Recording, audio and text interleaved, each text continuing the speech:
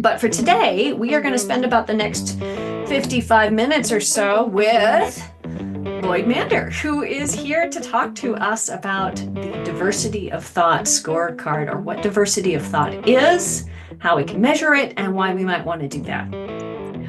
That's our plan. He's going to share and invite us to ask questions as we go, and then at the end we'll wrap up and capture our takeaways. Anything else we need to set the scene on before we get going? And I turn it over to you, Lloyd. No, no, great. Thank you very much for the introduction and ready to go. All yours. Cool. I'm sharing my screen now, so hopefully that's coming through for everyone. So first of all, a little bit about me. So I'm based in Christchurch in the South Island of New Zealand. I've been working in this area for around about 7 years now. My initial interest in this area came from serving on governance boards. My original career background was as an audiologist, so working with hearing aids and hearing tests and working more kind of one-on-one with people. But when I started serving in more of a governance board environment, I got to experience the highs and lows of meetings and working with people to make decisions collectively. One thing I noticed in doing that was that sometimes the same me could make quite a different contribution in different meeting settings. So depending on those around me, sometimes I felt I could make a really good constructive contribution, sometimes not so much. One particular organization I was serving on a board for was a housing organization providing housing for low income people. Now, the organization was fairly new, and the government at the time had a policy where they created an opportunity for us to take on some more housing, but it would require quite a big investment of time and money to allow us to put forward a proposal to take on this housing. Now, I thought it was a really good idea. I thought it would actually help our organization expand our scope and sort of was consistent with our purpose. Another board member really felt differently. They thought it was too high risk. They thought it was too early for our organization. They didn't agree with the government policy that sort of sat behind it. And so we really were at sort of different ends of the spectrum on that particular decision. The board, I guess, covered different positions on that spectrum. In the end, they opted to proceed. And we had this sort of process for about 6 months where we're preparing our proposal to take on this housing. And every time we'd come together for a meeting, this other board member would have three more reasons why it wasn't going to work. And I will confess that was perhaps a bit frustrating for me at the time. I kind of felt, well, we just need to pull this together, team, and win this thing for our organization. Anyway, we get to the end of that 6 month process, and the government changed. So a new government came in, and new governments, as we know, have new policies, and they cancelled the whole thing. Now, we had, fortunately, foreseen that, and one of the reasons I guess we foresaw that, it was kind of considered to be quite a low odds outcome, there was the fact we had that level of challenge throughout the process. The fact that someone did see things differently, especially to me and to some other board members as well, and was prepared to share that view for a whole 6 month period, like every time we'd come together. So quite a lot of persistence and courage, I guess, in doing that. And so, whilst I found that quite frustrating, having lived through that experience, I could see that it was actually really useful for the board's decision making, having had that degree of challenge through that process. And right about that same time, I had a couple of other things that sort of put the pieces together for me on diverse thinking. And one was the fact that a lot of people started talking about it, but they'd often talk about it in a really narrow way. So they'd say, we need more diversity of thought. And sometimes what they mean by that is we need people that look different to each other, which of course can reflect some different things around thinking, but it seems a bit narrow to sort of holistically bring those things together. And sometimes, of course, when people say that we need more diversity of thought, it really means they want more people that think like them. So they want people to have sort of their diversity of thought, which is a bit pernicious and not particularly very helpful either. Um, and the final piece in the puzzle was I was attending an event, and one of the panelists just happened to say, "Oh, if only we could measure diversity of thought." And that's really what sort of started me on this journey. So today I'm going to present some of the principles and things and the way that I approach thinking about diversity of thought. I'll talk about the way that I've been working with organizations to measure it for the last 7 years and some of the research findings and things that we've gathered at a higher sort of group of groups sort of level so far. And as Lee said, please ask any questions as we go along. Otherwise, we'll have a little bit of time at the end. Now, first of all, we're going to do a little bit of a game. Now, I'm not sure if they have this in the US and other parts of the world, but in the UK, they have this show called Antiques Roadshow. So what they do is they go around these sort of country homes, and people bring along their collectibles and things that they've inherited, and they find out how much they're worth. And of course, sometimes they're worth a lot, sometimes they're not worth so much. Now, I imagine that you are all antiques experts. And so I suspect that you'll do a pretty good job of estimating the price and the value of a particular antique. So I'm going to show you one now, this one here. So this is described as an exceptional example in superb original condition and extremely comfortable. This is the chair we're talking about. Recently upholstered in chinoise gold-colored pure silk called Cathay, which is made by the Gainsborough Silk Company. And this particular silk fabric retails at over 200 British pounds per metre. The chair exhibits so many of the most sought-after elements, being perfectly proportioned, retaining its original spandrels, whatever they are, and original solid brass casters as well. The solid mahogany frame has developed a lovely warm colour and is completely tight and original and is not wormed, so that'll be a relief to everyone. So I'd like you to estimate by putting a dollar figure in the chat in British pounds. Now, the British pound is about 1.3 pounds to the US dollar or 1.15 pounds to a euro. So it's not too different given you're estimating anyway. So how many pounds do you think this chair is worth? Put your best estimate in the chat.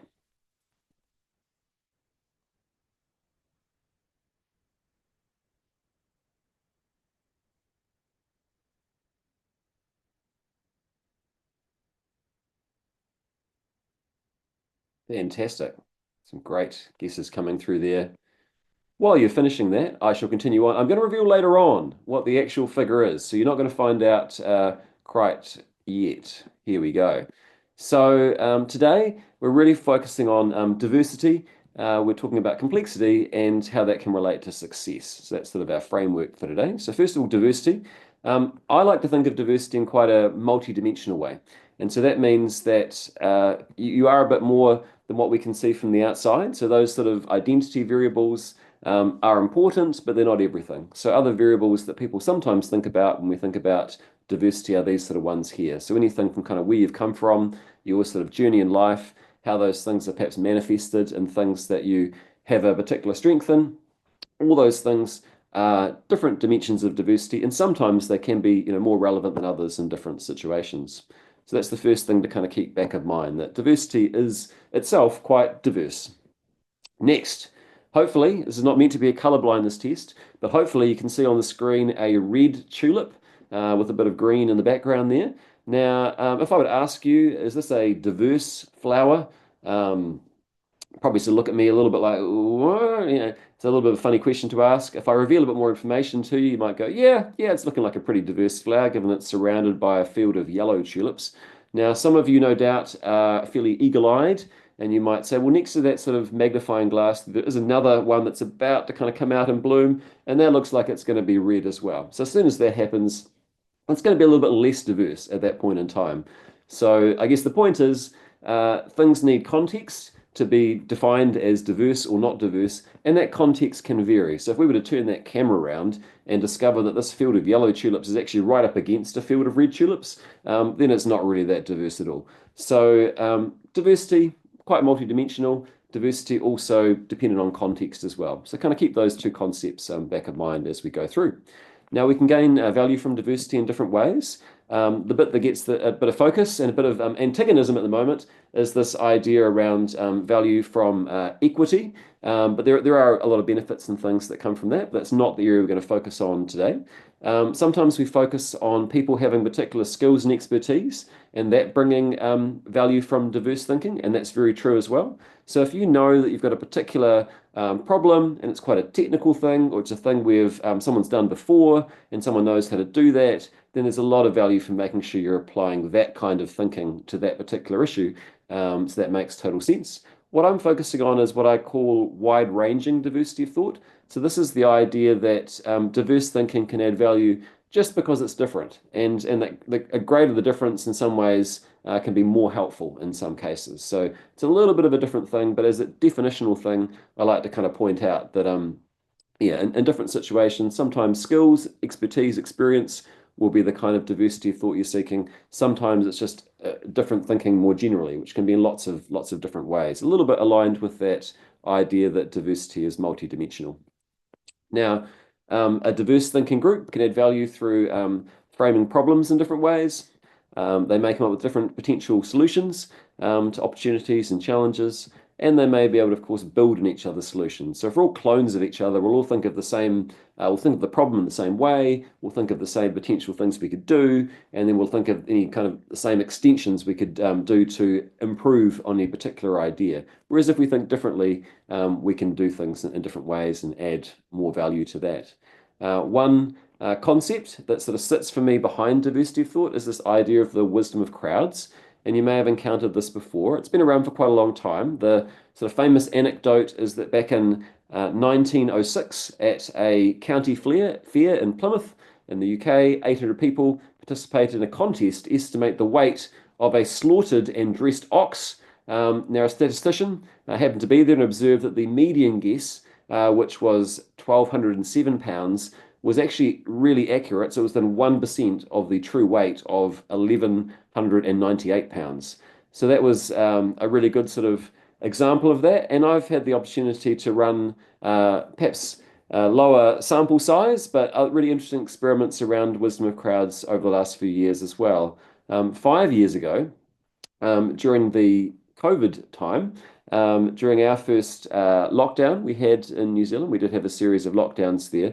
I got a smaller group, this is about 68 people, and I asked them to estimate the duration of the lockdown, the number of COVID cases that people were going to experience, and also when a vaccine would be created that was deemed safe for use. Now, that wise crowd was able to estimate the lockdown duration and also the case count, and they came within 2 months of the vaccine question as well. So actually performed very, very well for that size of that group. Now, wisdom of crowd works best when you're facing a difficult problem. So it can't be too obvious and easy. You do need to find yourself a group that's going to have some diversity of thought in it. You need to provide them with some information so they can't just be making wild guesses. And you need to have a way of aggregating the independent views, which is usually done with a mean or a median. That sort of idea is used in other settings as well. So it's used in screen testing for films. So deciding how scary something should be or what the pacing should be. So they bring together a group of people and aggregate their perspectives to do the final release cut for those sort of things. It's used for intelligence gathering organizations as well. So it's a fairly widely used methodology. It also sort of sits behind markets. So things like the price of the dollar, that sort of thing is set by a group of people as well. Yes, thank you very much. Good comment. You do need to know in the end what the correct answer is, so that's very helpful as well. Now, it's time to reveal the correct answer. So we do have a correct answer for this one here for the chair. So the correct answer is £2,800. So I think we have a winner there, and the winner is Natalie. So congratulations, Natalie. Now, I might not be able to give you this in person, but I can give you this very small trophy. So at least you've got it pictorially anyway there. So congratulations on that. It was an amazing guess. Now, Natalie, can I ask you to unmute and tell us how you came up with that figure? I think I was thinking about what I've seen antique chairs, retail, like antique furniture in general, retail around. And of course, this is like United States comparison. But when something is just a cool looking vintage type chair, you can expect to see anywhere from like a couple grand up to 12, 13,000 is what I'm used to seeing. And so within that range, it was like, okay, to me looking at this, it looks like it's got it's old, it's reupholstered, relative value of the fabric that was used for the reupholstery, but it doesn't seem like exceptional, like it doesn't seem exceedingly rare or like it was owned by some incredibly famous person that would drive up its value. So that's how I came to my answer. What an incredibly detailed and sensible analysis you've conducted there. I think you're definitely shown that you've got a side hustle, I suppose, in valuing antiques. Now I'm also curious, Thomas, around your estimate of the valuation there. So I hope you own a lot of Bitcoin or something like that. So 120,000. Tell us. I was thinking that the anchoring number of the cost of the fabric was potentially misleading, and the cost of a complete product can be sometimes quite a bit more than the cost of an individual component. Fair enough. Yeah, you're right. No, that's definitely a contrarian perspective there. So um, that's really, yeah. So what I love about this exercise, that does reveal, people's ability to think differently and frame problems in a different way. Sometimes with a larger sample set, we'd be looking to try and get a wisdom of crowds result from aggregating your guesses. But as you can imagine, the average is pretty close to 45,000. So not very close to the mark this time with that particular exercise with our small sample size, but really interesting around that problem framing. So thank you very much for participating in that. That was really cool. Now, for me, when it comes to achieving diversity of thought, there are a couple of critical components. So one of them is this idea that you have things that allow people to think differently. And that list of things that showed that diversity can be multidimensional can be some of those things that feed into that. So your background and how that's sort of expressed in your way of seeing the world, your beliefs, your perspectives, your problem solving preferences, those sort of things. But people need to, of course, be willing to share what they're thinking to achieve some diversity of thought. So therefore, people need to be comfortable speaking up, and people need to be prepared to listen as well. So you can't have people sharing and no one listening. And so therefore, it's really culture that is important as well. So that's psychological safety, so the ability for people to feel that they can speak up safely without concern of negative consequences. People sharing their independent views. The whole wisdom of crowds thing only works if people actually share what they're really thinking. If they modify or they moderate it, then it's not going to work. And people need to be included in the process, otherwise they're going to be missed out. Yeah, that was Anyway, something I was actually curious about, is that whole wisdom of crowd versus groupthink. Because when I think about groupthink in a research context, I'm like, oh, that's this thing we're actively trying to avoid. So I'm curious just like what the nuance difference between those two is in your mind. yeah, definitely. I mean, definitely groupthink is the idea that people are afraid to rock the boat, and so therefore they don't say what they're really thinking because either they might be thought less of, that people might think they're a bit dim, or they'll be thought of as being antagonistic or kind of not being part of the team. So that's the concern around counterproductive groupthink.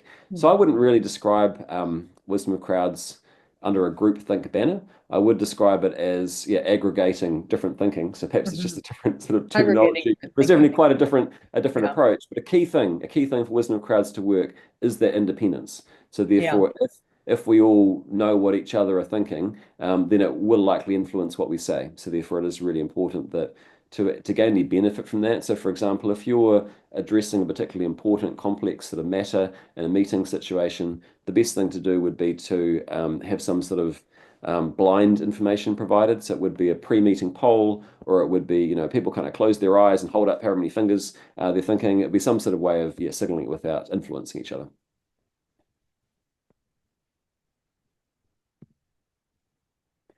Now, when it comes to diversity of thought, it's definitely not a hammer to hit all nails. So it's not equally useful in all situations. I use the Cynefin framework, which we're not going to go into today because it will take a little bit long, but some of you may be familiar with that. But essentially, it's this framework developed by a Welshman, Dave Snowden. It starts with this concept that you do put some time into thinking about what type of decision are you actually facing. So you face different decisions in different ways, and the thing they describe as an unordered context. So it's where you might be able to perceive some patterns, but you don't really know what's going to happen because there's a degree of uncertainty. And they describe that as a complex environment making decisions in. So complex systems can be things like natural systems, like a rainforest, or perhaps climate change, with it having kind of geophysical elements and kind of human related elements as well. So it's a fairly complex thing.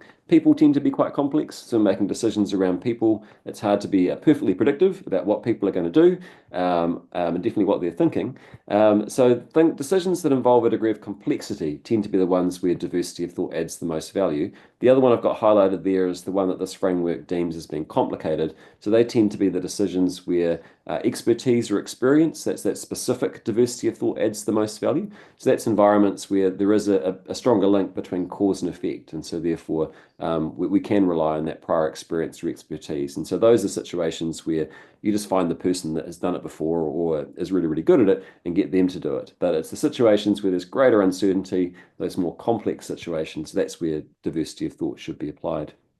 So moving into the way that I've wrestled with diversity of thought. So I use an online survey methodology. There are two parts to that methodology. So the first part relates to potential for diverse thinking. And so this is a series of questions and factors, I guess, devised by experts. And the rules around the way these factors were devised is really around this idea that you need to have things that they have a balanced scale, so there's no sort of better response. You know, often when you are answering a survey, you're always, at least I do, I was myself personally, some of you may do this as well, kind of go, what are they really looking for? You know, what is the kind of the best answer or the correct answer? And even if you don't provide that, it may still influence your response. So trying to avoid that, making sure that the options were all options that were potentially equally valid. And so that means that, so there's no questions around, say, financial acumen, because people are always going to be tempted to go, actually, I'm a little bit more financially savvy than than what I would otherwise think, or things like integrity. So you don't have a scale where you go, yes, I believe integrity is very important, and no, I don't believe integrity is very important. Because people are always going, yes, I believe integrity is very important. So we have 10 factors there. The idea is that they're not related to each other, so they are kind of drawing on different pieces of information. So we're trying to get as much perception of difference from those factors. Mathematically, almost sort of 6 million different permutations. But unlike other questionnaire-based tools where often you're trying to categorize someone as having a type, earlier on I mentioned around the importance of context. The way this tool looks at it is not to say that people are this type of thinker or that type of thinker. Instead, it's really just to say what's the kind of mix within the group. Are people quite aligned in their thinking, or are people more likely to be less aligned in their thinking? And that's the overall methodology. Therefore, it doesn't produce kind of a type for an individual or a score for an individual. What it does do is it produces a score for a group. And the way the scoring works is that if a group has the score scale goes from 0 to 100. So if a group had a score of 0, it means they're all clones of each other. So they answered every question the same. That, of course, has never happened in the real world. The sort of average group globally will be around the 50 mark, and a really, really high, the highest end of the scale is 100. So a very high potential for diverse thinking group would be in the sort of the 70s or the 80s in real world groups. On the other side of the data collection, we have a more classic kind of psychometric test that's looking at those factors that I highlighted before. So it's looking at psychological safety, appropriate inclusion in decision making, and independent thinking and expression. And again, these also get a group score as well. And I guess the underlying rationale is that you want to have a group that has some reasonable potential to think differently to each other about things. That gives them that sort of breadth of diverse thinking potential, but also you want that group to have that cultural environment where they're going to be able to candidly share what they're really thinking, and people are going to take note of that and get the benefits of that as well. So for those that are kind of interested in some of the detail about what's asked in the questions, these are the potential for diverse thinking categories there. So things like risk tolerance, things like international domestic exposure, some of the kind of thinking style sort of things like people that are more analytical or more creative. So it covers quite a wide range. It does include some more typical kind of demographic or identity things like generational factors as well. Whereas that culture side, has those three things there. So inclusion, not inclusion and belonging, but inclusion and decision making, psychological safety, and independent thinking and expression. Now, this is used initially with boards because that was my original background. And usually I'd include the chief executive or equivalent, depending on the type of group. boards sometimes have committees, so that they're included and considered separately as sort of subgroups, because they can have their own kind of different culture and certainly different potential for diverse thinking based on their composition. Leadership teams or executive teams, and sometimes wider, people involved in leadership functions as well, and other groups and organizations that are dealing with more complex decision making. So I've got a group that's quite a kind of a technical group that's dealing with a fairly technical function, then a diversity of thought evaluation may not be very relevant for them. Whereas if they're dealing with more uncertainty and more complex matters, then it could be interesting for them to understand that potential and how their culture is working to enable or not enable that. When we look at the kind of population of groups that have been evaluated, we do get a fairly familiar curve there. So around that sort of score of about 50, we have most of the groups kind of clustering around there. If you kind of break that down to different zones, Natalie asked for around groupthink. So I would say there is a little bit of a risk of groupthink kind of zone. So groups that do have a lower potential for diverse thinking inherently do perhaps have a bit of a greater risk that they will align more easily. And for me, it's quite a red flag in a meeting situation. And if you're dealing with a matter that you do deem to be quite complex, so it's not something that you've done before, it's sort of new ground, you do perceive there's a higher level of uncertainty. And if your group very quickly kind of coalesces on a solution or a way forward without having a more wide-ranging or robust discussion, that can be a bit of a risk that perhaps people are not perceiving all the potential things that could happen. They're not looking at things from different perspectives, and so groups that have that sort of lower potential perhaps fall into that risk category there. Other end of the spectrum, if we get to groups that have very high potential for diverse thinking, they can be quite difficult groups to work with. You can imagine if people really can't see eye to eye, they find it difficult to kind of communicate why they have a particular perspective, or to sort of empathize with someone else that sees things very differently to them. You can imagine that those conversations might take more time. There might be more sort of emotional energy involved in there as well. It may be that in the end, the decision they come up with is not one that's very clear. So they could end up with a decision that's a bit sort of fuzzy, and that makes it very difficult when it comes to execution as well. Examples of groups I've worked with in this category, sometimes elected representatives kind of fall in this group there, because they're sort of a group of people that are kind of thrown together based on the way that the voters have decided things, and they're not necessarily people that which is kind of good from increasing that potential for diverse thinking, because they haven't all been sort of selected by each other, but does make it more difficult for them to work together constructively as well. And so in this sort of situation, that enabling culture is even more important than it might be for other groups as well.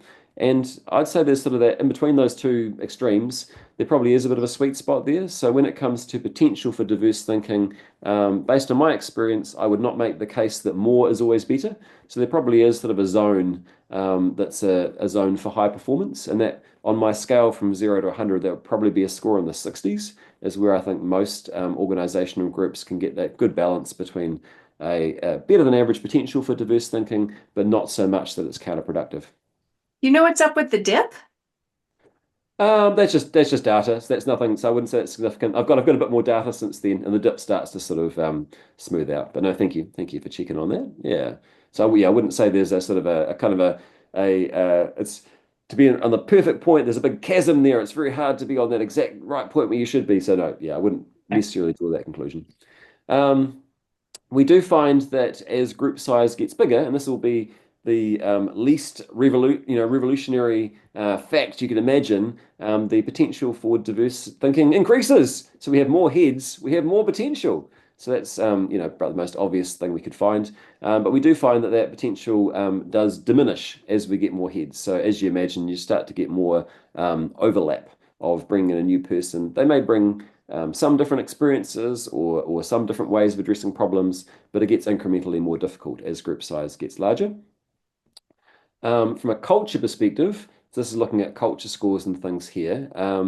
we find almost the reverse. So when we have group sizes up to about 10, their culture score, which is a score that goes from -100 to +100, that score stays fairly stable with those group sizes. But as you get to that kind of 11 to 13 and then the 14 to 16, which I've put a little ring around there, so it does have a teeny little tiny little bar before it actually goes sort of negative there. So it's just on the positive side of things with those quite large groups.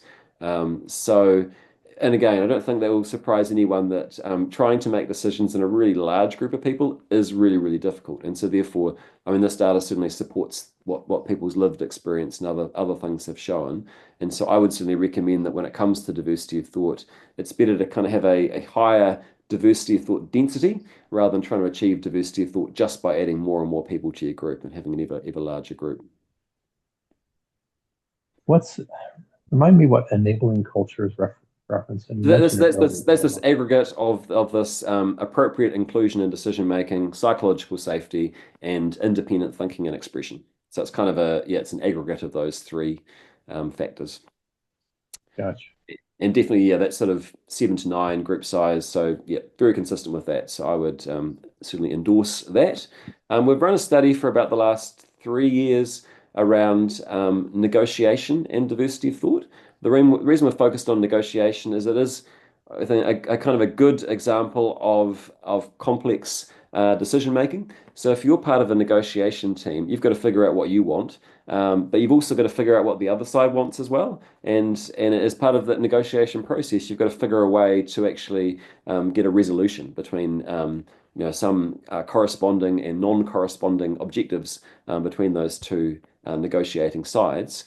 I've worked with a professor of negotiation, and what we've done is we've used courses that he runs with managers, with MBA students, and we've developed kind of an index of negotiation performance. And that's based on thinking about negotiation performance really quite broadly. So we're thinking about the negotiation outcome, so whether people are satisfied with that. We're thinking about the negotiation process itself. So are people satisfied with the way the process proceeded, and the preparation for the negotiation as well. So it brings together those three factors to have an overall negotiation performance. And we're also looking at that culture that enables diverse thinking. So inclusion, psych safety, and independence on the other axis there.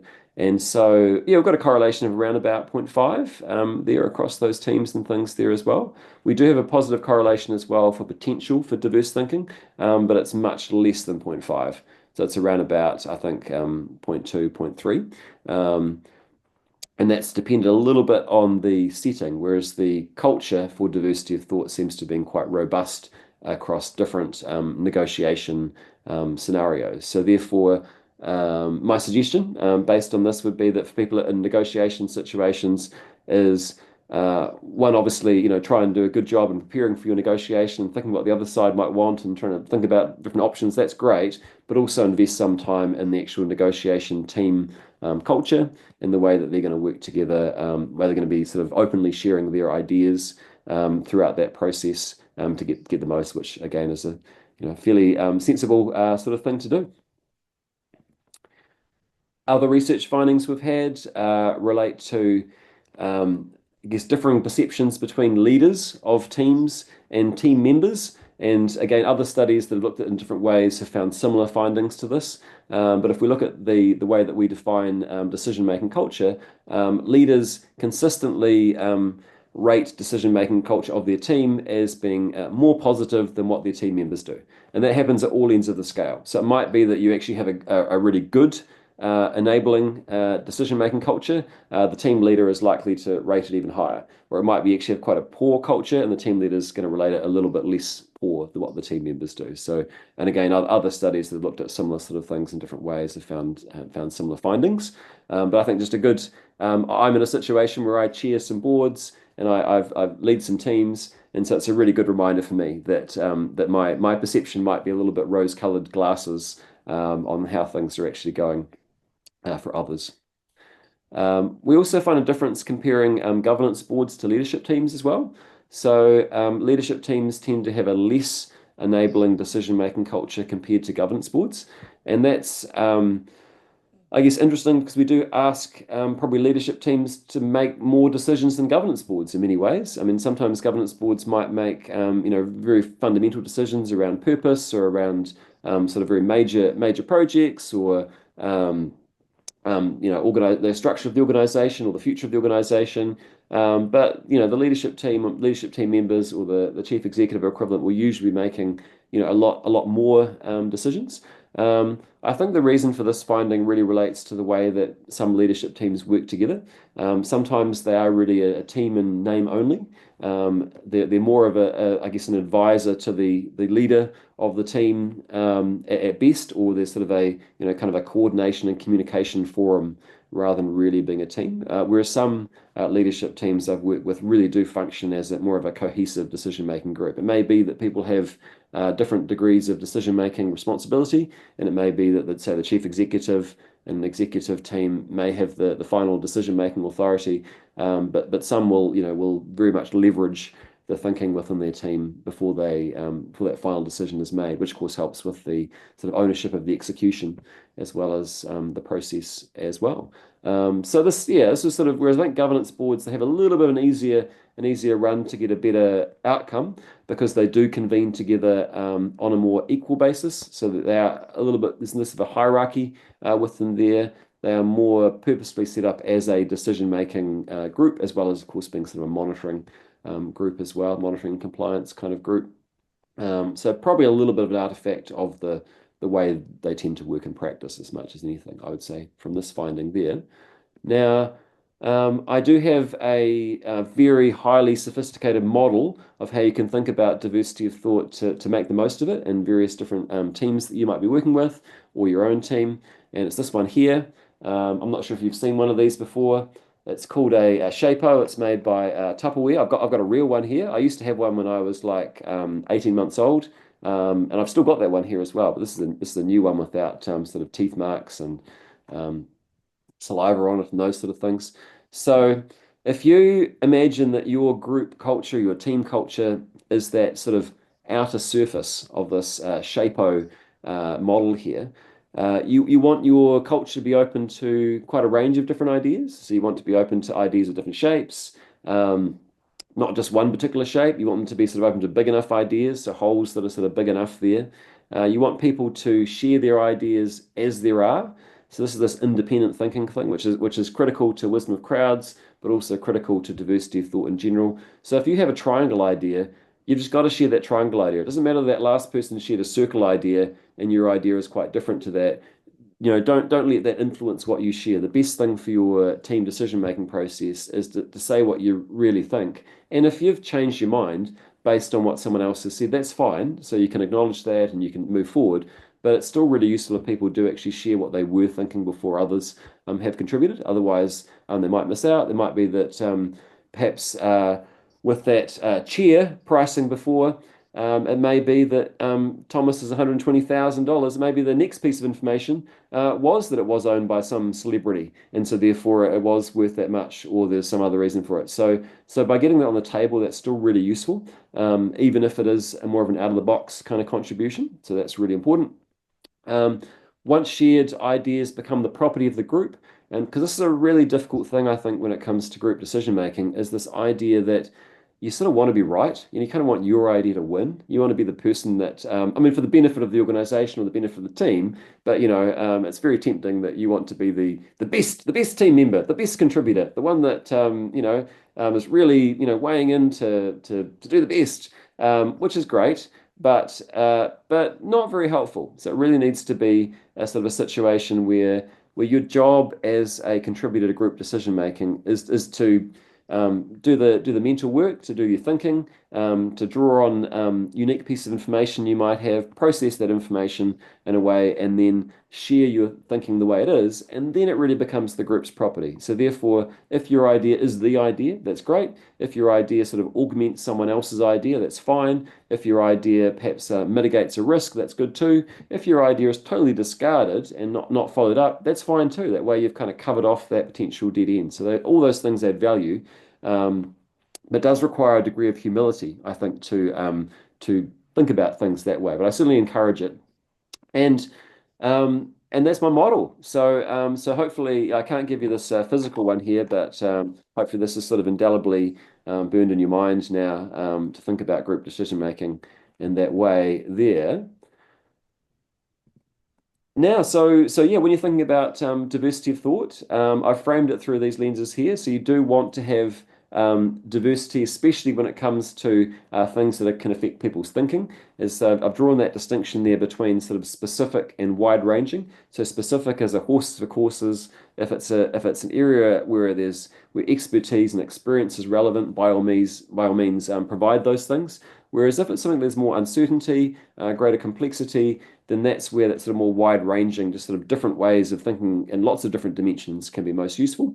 Do apply that to those more complex situations, and yeah, when it comes to success, beyond making sure that you've sort of set up your composition well or modified your composition over time, if there's a real deficit and potential for diverse thinking, it's going to be those cultural considerations. So it's actively considering, how are we including people in the decision-making process? Are we setting them up to be psychologically safe? And are our practices and procedures and a sort of cultural environment one where people are going to share what they're really thinking? And that's where we can sort of maximize the potential for diversity of thought. And that is the end of my slides. So thank you very much for your attention. Thank you.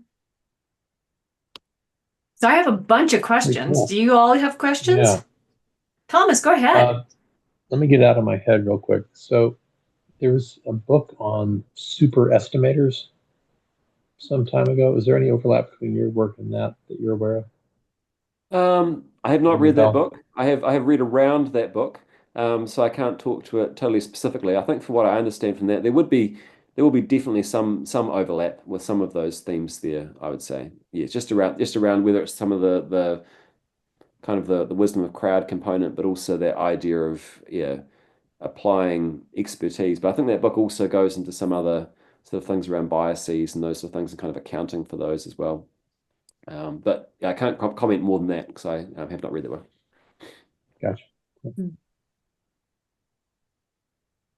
Natalie, did you have any questions you wanted to get in before I take him on a journey through my question landscape? Not questions quite yet. I was thinking about like goes into the shape of model. It's like when we were looking at that graphic a moment ago, it's like the way I'd sum up yeah. It's like point number 1 is basically open-mindedness. Point number 2 is honesty. Point number 3 is creative commons in a way. And then I guess I missed number 4. Let me see. That's kind of more around Fluid ideas. the Yeah. idea what might happen with things that people have put into those Creative Commons. Yeah. Oh, all right, onward. Very cool. Yeah, that fourth idea being like you can add value in many different ways, right? Yeah. As long as you release some attachment to Release what counts attachment as is the key Yeah. is the key thing. So let your children fly kind of thing. Yeah. So I'm super curious about the potential for diversity of thought, the cultural interventions you do to increase that, whether that potential gets realized, depending on where a team falls. So like if you go back and you're looking at the scale that had the little dip in the Bayesian curve there, assuming you've got those perfect moderately high groups that have a good range of potential and they feel like their culture enables it, then you say, bully for you, off you go, make beautiful decisions. Yes, I mean, I'd be saying to them, let's crystallize this in a good way. Let's capture what are you doing? Tell me what are your success factors? What sort of procedures and practices are you using? What are the kind of how is the team leader or the chair of the board? How do they sort of set the scene? Make sure they actually do a good job of documenting that in their terms of reference or their charter sort of documentation or their sort of standard operating procedures and other settings, because it doesn't necessarily last. People come and go, and things can change, kind of turn on a dime, I suppose. So really, it's a case for me of, I guess, formalizing the success they've got if they happen to fall into that window there to allow them, one, to be aware of it, so they've got that kind of visibility of it, and two, when it comes to succession and sustainability, that they're setting themselves up to continue in that way, which is more difficult than what it might sound, because you kind of to be there, it might be that you've got a couple of individuals that have different ways of solving problems compared to everyone else, or have had particularly different experiences. Those people could get promoted. They might, depart to a different organization, and then all of a sudden you've dropped down that potential for diverse thinking curve, unless you brought in some other people that maybe in similar or different ways are going to add that potential for diverse thinking. Or, a different leader could be appointed who has quite a different style, and that style might then have a negative impact on the decision-making culture. So do you have you applied it in recruiting then? Yes. Mm-hmm. Yes. So certainly once organizations have kind of got that sort of baseline, and again, you say, depending on what the findings are, yes, so it has been used sort of prospectively in recruiting. We tend to use it as the sort of a second or third order screen. And so it's not, so I guess if you're looking for, an example would be a financial organization that had a team of investment analysts, and they wanted an analyst that was going to be obviously experienced and skilled analyst. So therefore, their first screen was very much identifying candidates that had those attributes for them.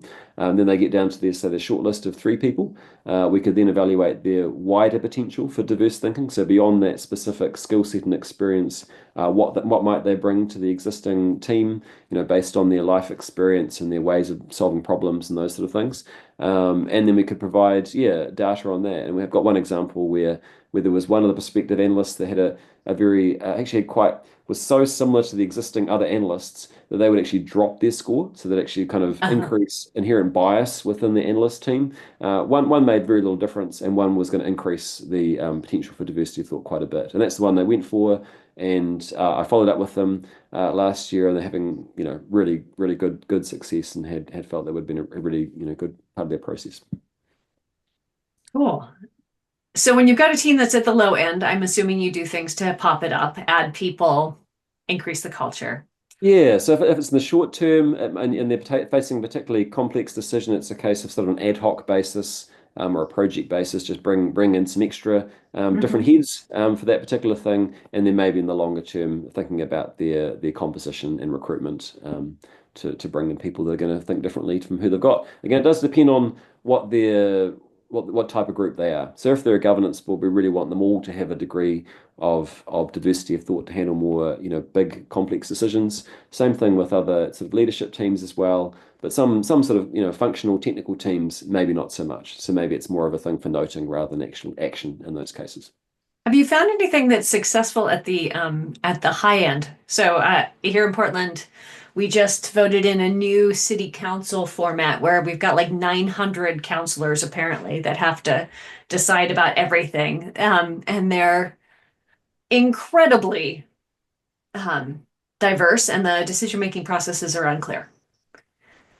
Yes. So I assume they're way off the scale on that high end. And I can think of some procedural things I would do, but what would you do in that I think environment? as per you, procedural things are going to help. So as you get to that high end, then greater reliance on structure is really critical. So that would definitely be the first thing. And secondly, it would just be leadership. So it'd be who's chairing the meetings and those sort of things. Really have to be very able, and just do a really good job of, inside and outside of the meeting, kind of establishing appropriate relationships, implementing structures and processes really effectively. And even with all those things, there's still quite a high, and I've observed in other sort of governmental situations, you then do end up with some workarounds. So you do end up with kind of the smaller group of people that are actually the real decision makers. And then some of the meeting stuff ends up being a bit more of a kind of a theatre sort of thing.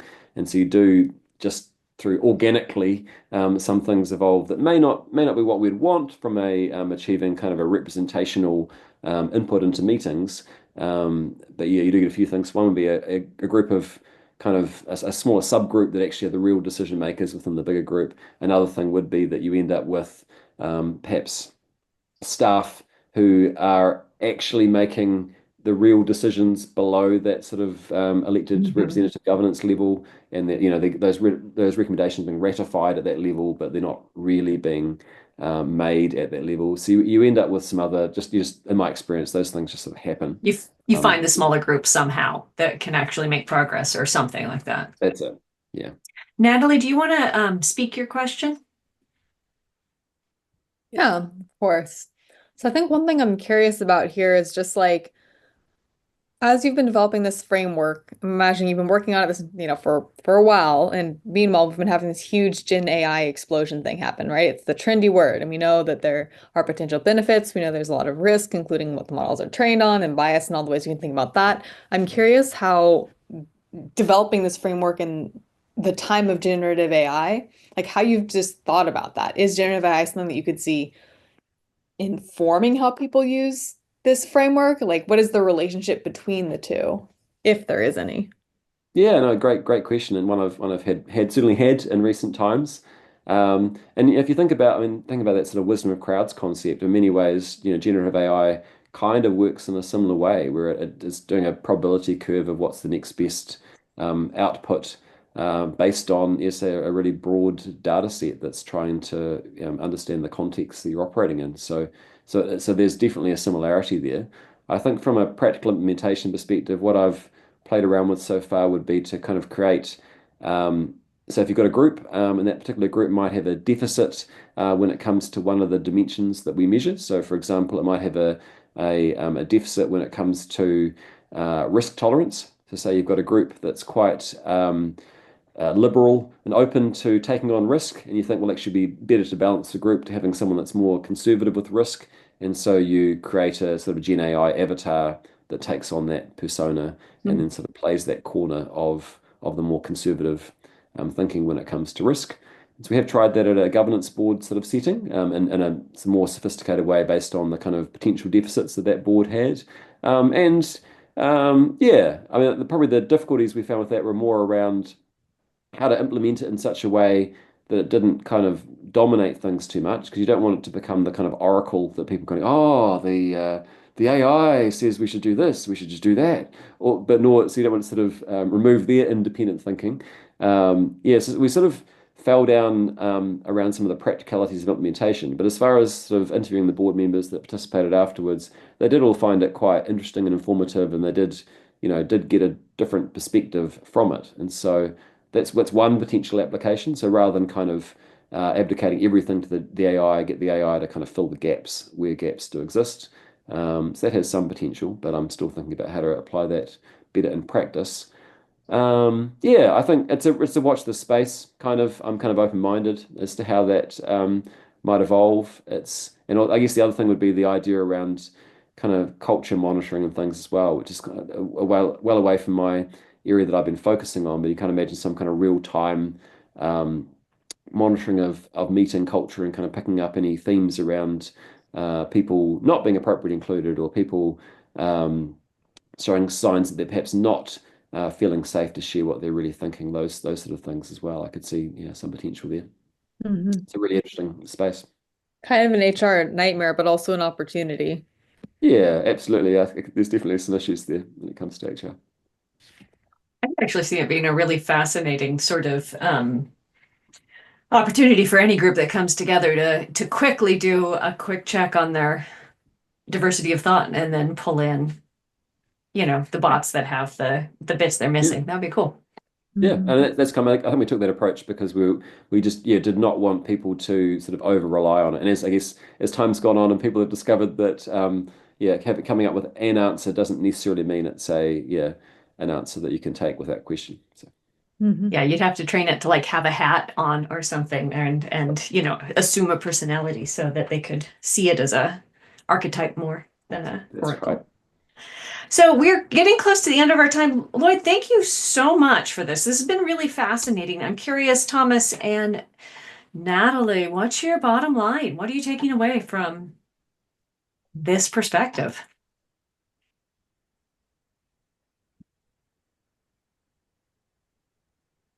I can start.